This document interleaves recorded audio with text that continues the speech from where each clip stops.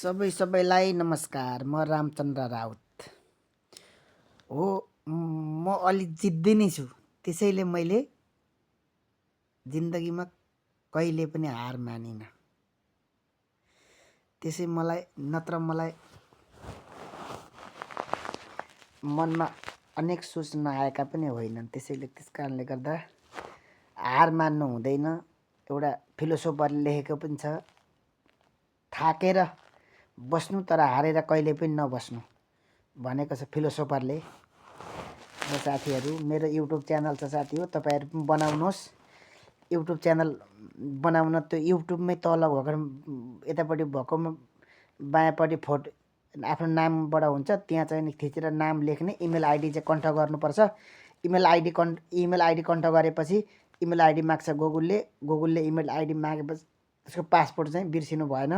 अनि phone number माग्छ, अनि त्यो फोन नम्बर हालेपछि अनि आफूले हिँडेका डुलेका घुमेका भिडियोहरू बनाएर हालिदिनु पर्छ। 8 मिनट जति 9 मिनट जति भिडियो हाल्नुपर्छ भनेको मैले सुनेको थिएँ, तर मैले चाहिँ सर्टकट भिडियो हालिरहेको छु। तपाईँहरू पनि टिकटक चलाउनुहुन्छ, फेसबुक चलाउनुहुन्छ, तर त्यसले केही नहुँदा पनि भएको थियो त। युट्युब चाहिँ चलाउँदा राम्रै हुन्छ भनेर सुनेर मैले पनि युट्युब च्यानल खोलेको। हेर्नु साथीहरू,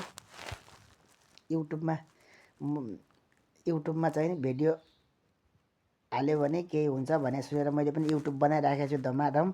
ल साथीहरू, सब मेरो चाहिँ नि युट्युब च्यानललाई सब्सक्राइब गरिदिनु होला, लाइक कमेन्ट गरिदिनु होला। किनभने जिन्दगीमा हार कहिले पनि मान्नु हुँदैन मान्छेको जिन्दगी भएपछि। म पनि गाउँबाट काठमाडौँ गएँ, यसो व्यवसाय गर्दै व्यवसायमा नसकेपछि म विदेश गएँ। 10 वर्ष सङ्घर्ष गरेँ विदेशमा। पछि म फर्केर आएँ नेपालमा। अहिले म फर्केर आएर बसेर के गरौँ कसो गरौँ, मनमा चञ्चल, मनमा त्यस्तो भइरहेको छ। के गरौँ कसो गरौँ हुन्छ। व्यापार बिजनेसै गर्ने भन्ने म साइकोलोजी बनाएर आएको उहाँबाट, तर भने जस्तो भएको छैन। अलिकति बोल्ने विचार पनि पुर्याइँदैन मान्छेले, कहाँ बोल्दा कहाँ टच हुन्छ भन्ने कुरो पनि थाहा पाइँदो रहेनछ। त्यसको मैले बारम्बार पीडा सहिराखेको छु। अलिकति मान्छेले हिम्मत हार्नु हुँदैन।